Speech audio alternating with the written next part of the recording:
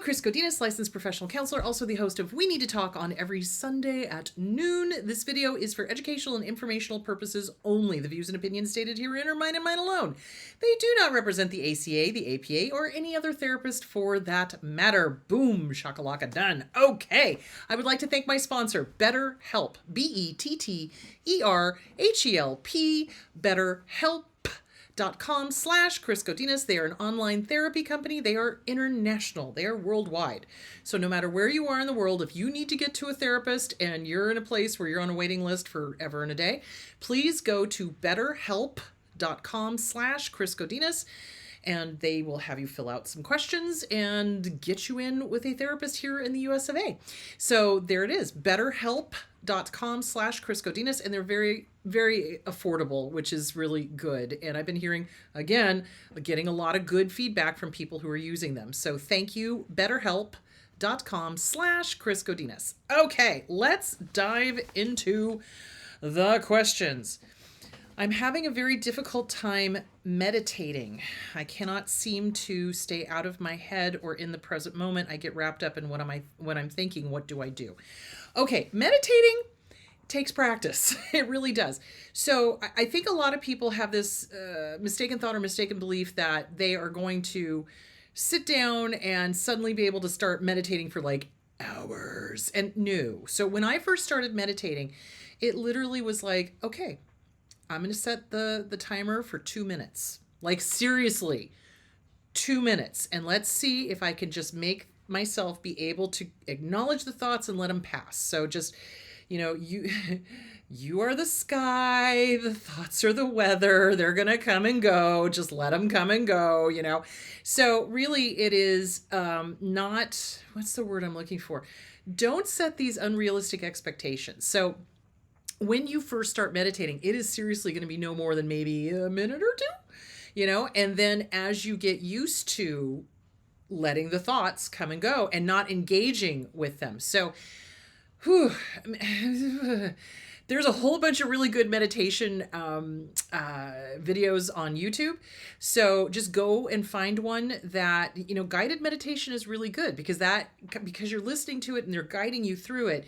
Sometimes you're able to stay in that moment for a little bit longer rather than when you're just taking a deep breath, focusing in on your breathing. That's a little harder to do is, to just acknowledge the thoughts and let them go.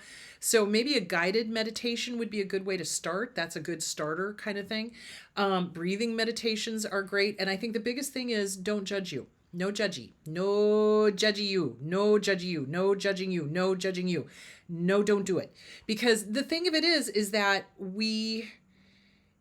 because we have that perfectionism thing going on, we have a tendency to be like, well, I'm doing it wrong. Well, I should, coulda, shoulda, woulda, the mental masturbation thing. Well, I should be able to stay in this meditative state for a long time. No, if you're not used to it, no. So it takes practice, and it's a daily practice. It's setting aside 10 minutes, in the beginning, 10 minutes to get yourself prepped and ready, and set the timer for 2 minutes and allow yourself to meditate for 2 minutes. And then the next week, 5 minutes. And then the next week, 10 minutes. It's like you lengthen it out. So I was doing a meditation with Terry Tucker, bless her soul. She's gone now, but she brought in I can't think of what kind of meditation it was, but she brought in a guy that did the breathing meditation where you take these, deep breaths, and then you just hold it and you meditate and you get into this, I think it was the theta state, and it was really trippy. I mean, it was like, yeah, I don't need to do drugs. I just need to meditate like that every once in a while, So it was like really trip colors and all sorts of cool stuff. So, and we did it for like a half an hour, which I was shocked because, yes, I can meditate for a very long time because I've been doing it for a long time and I can tell the thoughts, thank you for playing, go pound sand, that whole thing. But I was really shocked because it didn't seem to be that long. And that's the beautiful thing is as you allow yourself, and I think that's the thing, we don't ever allow ourselves to try and fail because we've got that perfectionism thing going on. Well, I have to be perfect at it. I have to be, it needs to be this and it needs to be, and it needs to look like, well, listen, you don't need to twist yourself into a pretzel and sit on the ground. You don't. You can sit on the couch. You can sit in a chair. I mean, you could twist yourself into a pretzel and sit on the ground if you really, really, really want to. I don't particularly find that helpful, but you can be laying down. You can, whatever. And you just notice. And where your thoughts go will tell you a lot about what probably needs to be worked on, if that makes any sort of sense. So it's like, if you're thinking about this person, or if you're thinking about that situation, or if you're, it's kind of like, oh, that's, thank you. That's fascinating. And I'm not thinking about you right now. Bye. So it's really just allowing and not judging. No judging you, no judgy. Don't be judgy. Don't be judgy. And that's the thing that we do, is that we think that there's a perfect way to meditate, or we think that there's a perfect way to do something, and there's not. It's completely, sorry, the Roomba is trying to find its way home and it's running into doors. So if you hear a weird noise, it's the Roomba. So where was I? Train jumped off the tracks. Okay. There's no perfect way to do it. There is absolutely no perfect way to do it. It's like, you allow yourself to try it for 2 minutes, and then, notice what pops up, write that stuff down, that stuff you probably need to work on at some other time. And then the next day, okay, I know this is the stuff I need to work on. So when it pops up in my head, I can just let it pass like a weather system. I am the sky, the thoughts are the weather. They just come in and they go. And that's really what it is. So gentle with you, sweetie, gentle with you. It's like meditation takes practice, like anything else. If you've never played the piano before, you're not going to sit down at a piano and suddenly be, a maestro playing the piano. You're going to be playing chopsticks, and then you're going to be playing, scales, and then you're going to be playing other things. So it's the same thing. So allow the process and enjoy it. I think that's the thing, is that we try something new, or we do something new, and that stinking thinking, that inner critic just goes, how dare you? You need to be perfect. And it's like, you know what? Shut the hell up. I got better things to do than listen to you, inner critic. So you know what I'm saying? So that's that. I was looking through my notes here because there was another question I wanted to make sure to get, and I do not know where I put it because, if I were organized, I'd be really scarily dangerous. Wonder what I did with it. All right, well, I'll answer other questions that I have sitting in front of me. Okay, so that was how to meditate. So I hope that answered that question. So basically, you start small. You start really, really small, like seriously, 2 minutes for, each day for a week. And then the next week, maybe, 5 minutes. And then 15, 10, whatever. And you just notice and allow it to pass, and not get trapped by the thoughts, because the thoughts really, really, really want us trapped. That's just the way they are. It's the inner critic. It's all the stuff from childhood. It's just, so just in the first few times meditating, write that stuff down. But then if it pops up again, you basically say, no, I'm not dealing with you. I'm going to deal with you later. Thanks for playing. Bye-bye. And then you go back to, okay, there's the thought and I'm letting it go. There's the thought and I'm letting it go. And this is a really good process to go through, because how many times do we get stuck in our head and we allow the thought to, what's the word I'm looking for? Run us. It's like, oh, well, I have to do something with this thought. No, you don't. You can tell the thought to go pound sand. You do not have to act on it. You don't. We think we do, but we don't. So practice. Okay, what is the difference between meddling and codependency? So codependency is really about the person. Meddling is about power and control.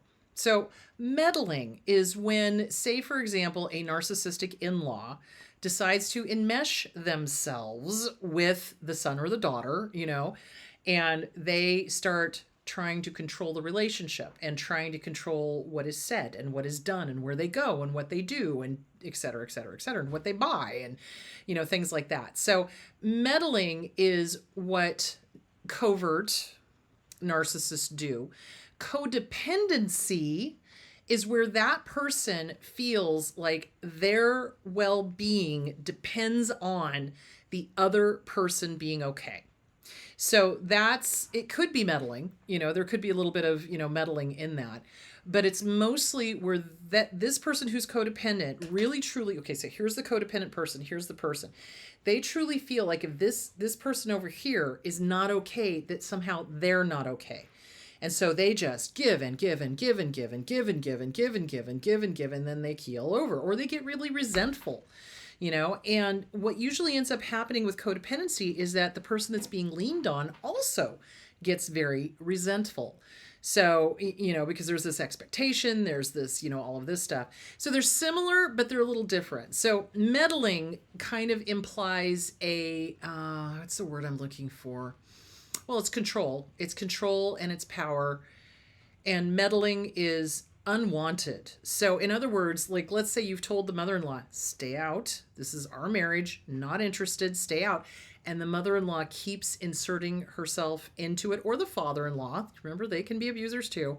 So, whoever the abuser is keeps inserting themselves, keeps trying to keep control, keeps trying to, the whole thing. That would be meddling, calling on the flying monkeys. That's meddling. That's, So codependency is more about the person with the codependency, usually has abandonment issues, desperately trying to make sure everybody around them is safe because their well-being depends on everybody else being okay. So that's not neither one are a healthy situation.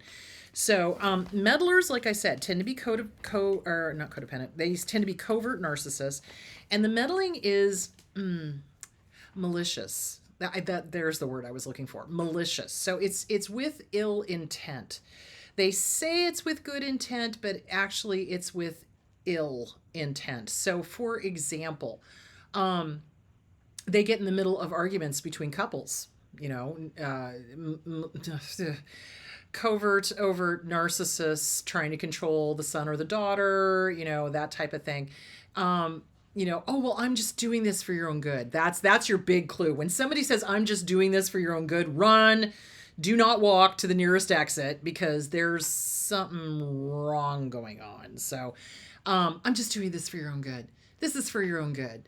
No, it's not. And especially if it's not, especially if they're like causing more problems. Yeah. So it's usually meddling is with the intent of power and control. And there's an ill will there. Codependency, the codependent truly wants everybody to be okay because they're terrified that if everybody is not okay, that they're not going to be okay because they're going to get abandoned, hurt, harmed, whatever. So it's an intention thing. There's a difference in intention. So that's the best way to describe it. Why do narcissists have such weird thinking? A lot of racism, homophobic, sexist, ageist, etc. What is going on? Okay. So narcissists are, well, there's a lot of weird thinking going on because they're very not healthy people. So they can't stand anything that's not them. Let me say that again. They cannot stand anything that is not them. That is why they tend to be misogynistic, racist, homophobic, sexist, ageist, you name it. Yeah, they do that because it's not them. So they literally, and I kid you not, hate, capital H, anything or anybody that is not reflecting them back to them, because they are, say it with me, narcissists. So yeah, they can't stand anything different. They can't stand differing opinions. They can't stand anybody that's not looks like them, acts like them, talks like them, believes like them. Everything has to be about them. It has to mirror them perfectly. And if it doesn't, they hate it. What was the old saying? It's strange, it's ugly, I don't understand it, kill it. That's kind of their attitude. And so that's why they hate women. That's why they hate men. That's, whoever. let's just put it this way. If somebody is breathing, they will hate them, because it's like they can't stand anybody who has emotions, which is the rest of the healthy world. They don't have emotions the way you and I understand emotions. They don't. And so when somebody is able to express or feel or have joy or real tears or, real anger or whatever, they get pissed because they can't have it. They don't understand it. They don't feel it. They really don't. And it angers them. It just makes them, how dare you? That nasty. Nasty. How dare you have something I don't? Around the age of maybe 2, I'm thinking.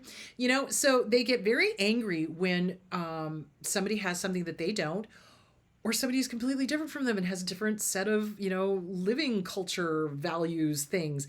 Instead of what the rest of us do is, me, I'm a world traveler. I freaking love going to foreign countries and being like, let's try everything. Let's go meet people. Let's talk to them. Let's see how this is done. I love it. I love meeting new people and trying new foods. That's my number one thing. But, it's like, it's just so cool to new spices, new foods, new cultures, new ways of doing things, and seeing the way that, Buddhism is done in Thailand, which is so different from other parts of the world. So it's like, wow, this is so cool. Narcissists don't like it. They can't stand it because it's not familiar and it's not them. They can't stand not familiar because it takes them out of, what's the word I'm looking for? It takes them out of their ego, because you have to be humble when you travel. You cannot march into a country and be like, I want everything the way America does it. It's like, well, you're not in America. You're in a different country. Roll with it, I think this brings back the story of when I was traveling in France. And I ran into this American and she was just complaining, older woman, complaining. Yeah, like I'm not now, but I wasn't then. So, complaining. It's dirty. It's this, it's that, blah, blah, blah. And I was like, well, is there anything I can do to help? You seem really upset. And she just wanted to complain because it wasn't America. And I was like, yeah, it's France, honey. You're in a different country, roll with it, and I finally was like, okay, well, have fun with your miserableness.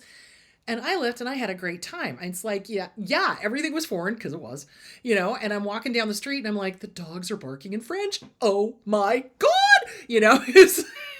It was great. And healthy, normal people allow new experiences. Narcissists don't.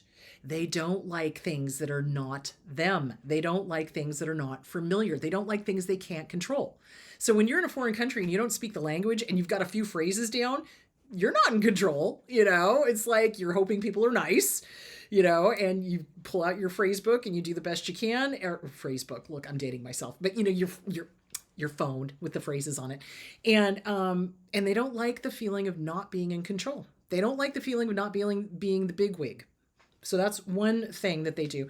They don't like people that are not them. That's why they're racist. That's why they're sexist. That's why they're misogynistic. That's why they hate men. That's why they, because the female ones hate men. The male ones hate the women. It's like, and like I said, either or gender and anybody else in between can have those personality disorders. So they're just hateful human beings. That's unfortunately the way it is. So that's why, because it terrifies them.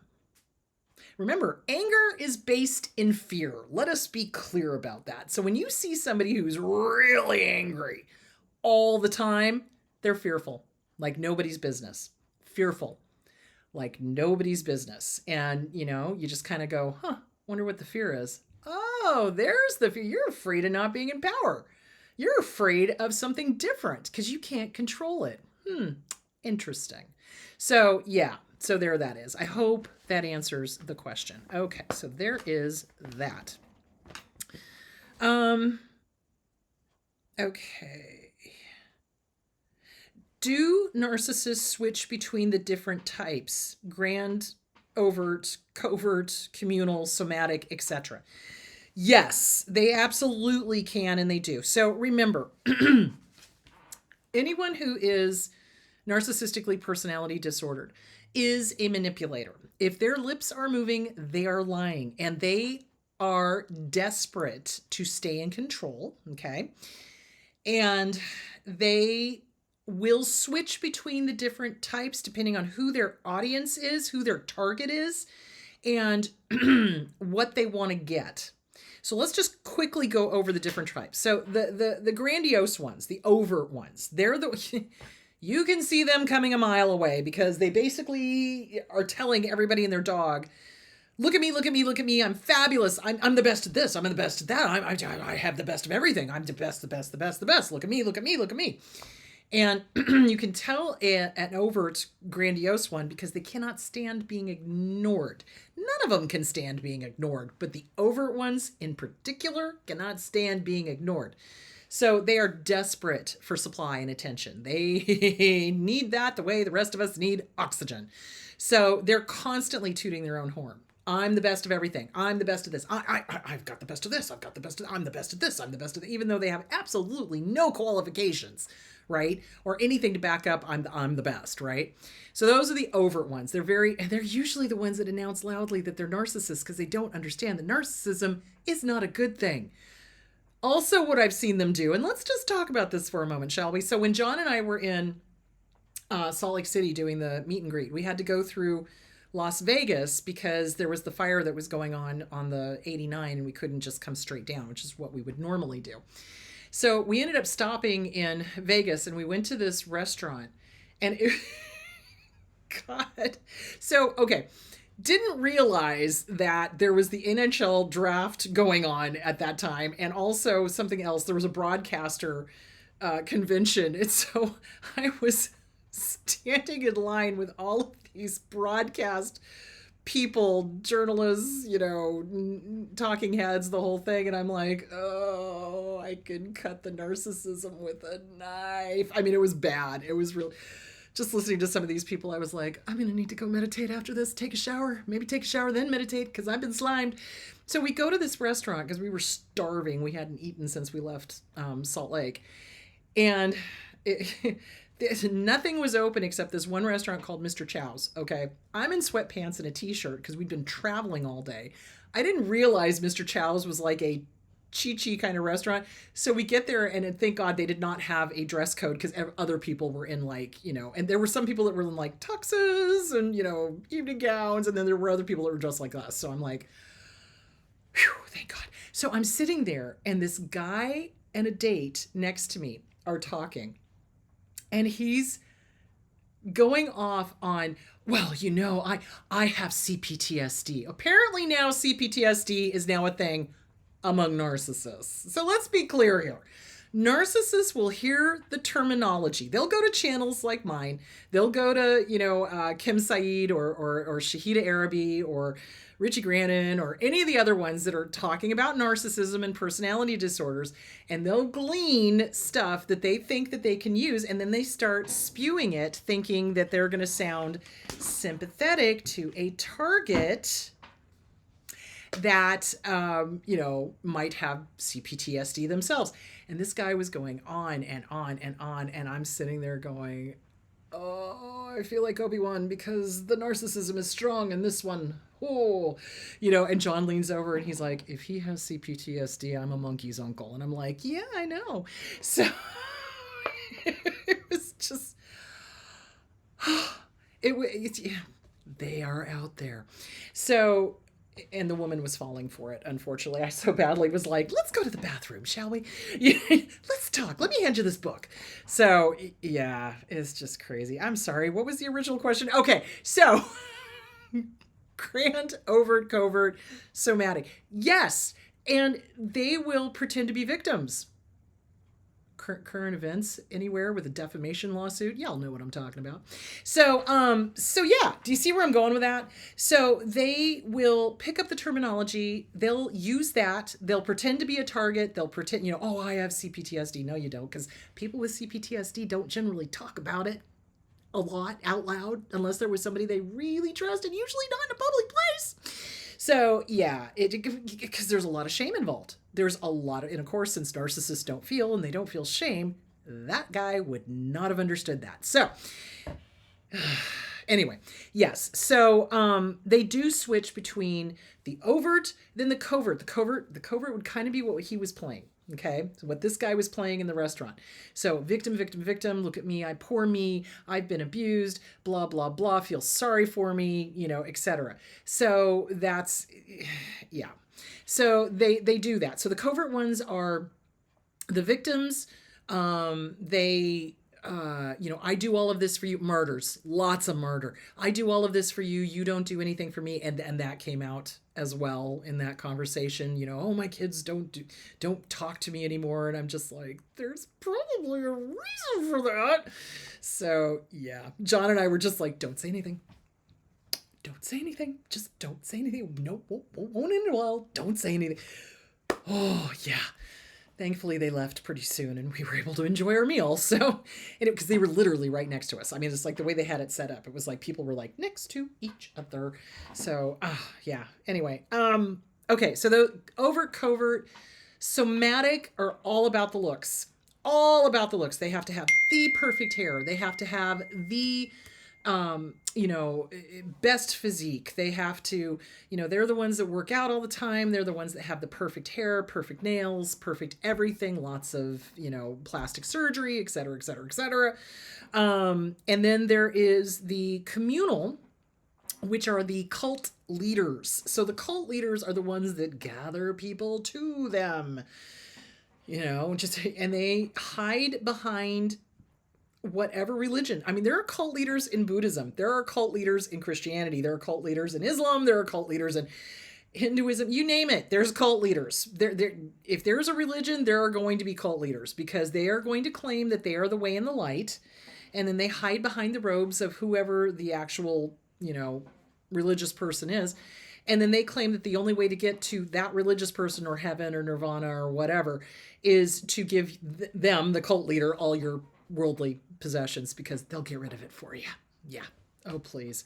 So Jim Jones, that's the best one I can give is Jim Jones. And narcissists will flip between the different types to get whatever it is they think they need. So my dad was definitely borderline, but he also had strong traits of narcissism. I suspect he had both. It was probably comorbid. And, he would alternately do the overt and then the poor me and then I am the way of the light, never did the somatic, never could quite get the somatic. He tried, as he got older, he started, Grecian formula and the whole thing and desperately trying to be young and everything else like that. So there was a little of the somatic going on, but it was mostly the other three. So yeah, they can flip-flop back and forth depending on what's working and what their goals are. So that is a good question. Emotionally absent, is that abuse? Yeah, that's neglect. So emotionally absent is emotional neglect is what that is. So you have somebody, a parent, who's just emotionally checked out, not there, not present, not, helping the kids, not being there with them, not playing with them, not, just kind of lights are on, engines running, nobody's home kind of thing. So yeah, emotional absence is neglect, and that's a form of abuse. Absolutely. So, that can be in a romantic relationship. They're there, but they're not there. There's no there. Does that make sense? And that's really hard because normal people thrive on emotions, give and take, talking to each other, kindness, having fun, going and playing, that kind of thing. So yeah, emotionally absent is neglect, and neglect is abuse. So there it is. Yeah. So there's that. All right, kids, I am out of time. Holy cow. So next week, this Sunday, we are going to be talking about, please stop apologizing. You don't need to. So oversharing and over apologizing. So we're going to talk about boundaries. So I'm going to title it Stop Apologizing because we tend to do that. I don't know about you, but if I run into a mannequin, I will apologize to it. I'm so sorry. sorry. And then I'm like, wait a minute. So, but we got trained. So we're going to talk about boundaries, oversharing, and apologizing, and how to stop start the boundaries, stop the oversharing, stop the over apologizing, because you don't need to apologize for your existence. And we're going to get into that. So it's going to be self-esteem, boundaries, that whole thing. So stop apologizing is going to be Sunday's lecture. So I hope you guys have a great week, and I will talk to you then. Bye.